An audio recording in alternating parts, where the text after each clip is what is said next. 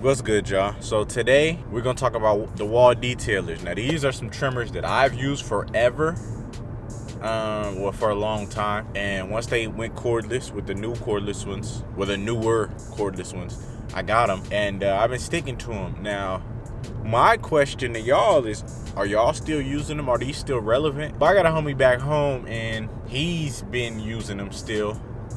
And I look at it like, I'll tell him about some new stuff, and he's like, man, I haven't even heard about that. So in some areas, some of these newer clippers are not even being talked about. A lot of people just sticking to the old faithful. My question is, are y'all still using these, or is it time for me to upgrade? Because I use them and I got them to where they hit real good, but there's so much new stuff out that I haven't even tried. So it's like, what do I upgrade to from there? You know what I mean? So are y'all still using them? What's in y'all lineup as far as trimmers go? I'm gonna catch y'all at the shop, and we'll talk more about it. All right, so I'm here now. Detailers, are these still worth it? I've recently bought a new pair, right? So the inside of this, the little piece broke off. It does not stay on here anymore. Bought a new pair. This pair, my other pair, I've had for a long time. I use this pair to, bald it out. I use the other pair for lineups. This pair, as you can see, so the piece is white, right? The piece is white, it's dirty. Obviously, inside the clippers get dirty. So the piece is white, it usually attaches to these right here, those two little pieces. I got the new pair. Took the blade off this, put the blade on the new pair. The piece on the inside now that's white on this pair, this here, is now black. They switched pieces out on the newer ones. They now come with a gapper.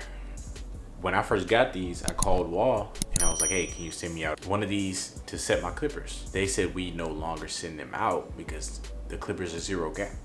Okay, cool. Now, years later, I buy another pair. It comes with different pieces on the inside. They've updated them, and it comes with, this is just a screwdriver for the blade. Obviously the screws on the blade are very small, so they gave you this screwdriver to use. This comes right in here,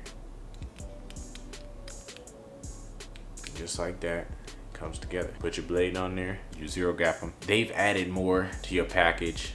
They come with pieces to make them last longer, whatever the case may be. Now, I think they're relevant still. I think they hit real well. Battery life is pretty decent to me. You don't use a trimmer all cut. You might not even use them on some of your haircuts. The one I use to ball people out, everybody doesn't get a ball cut.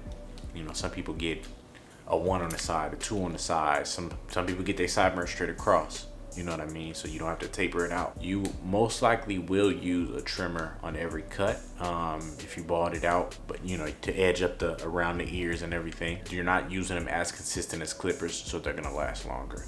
So with that being said, I think they're still relevant, but the problem is with me, I haven't tried out any of these Babyliss clippers.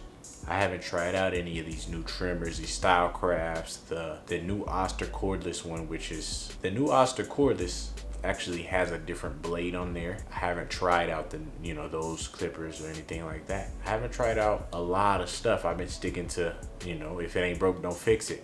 I've been sticking to what I've been using, and it's worked for me. But I'm sure there are trimmers and stuff like that where their battery might last longer now, where they might cut cleaner. Like I said in a previous video, there's a lot more technology out there now to make better products. But with that new technology comes the expense. Clippers are getting more and more expensive.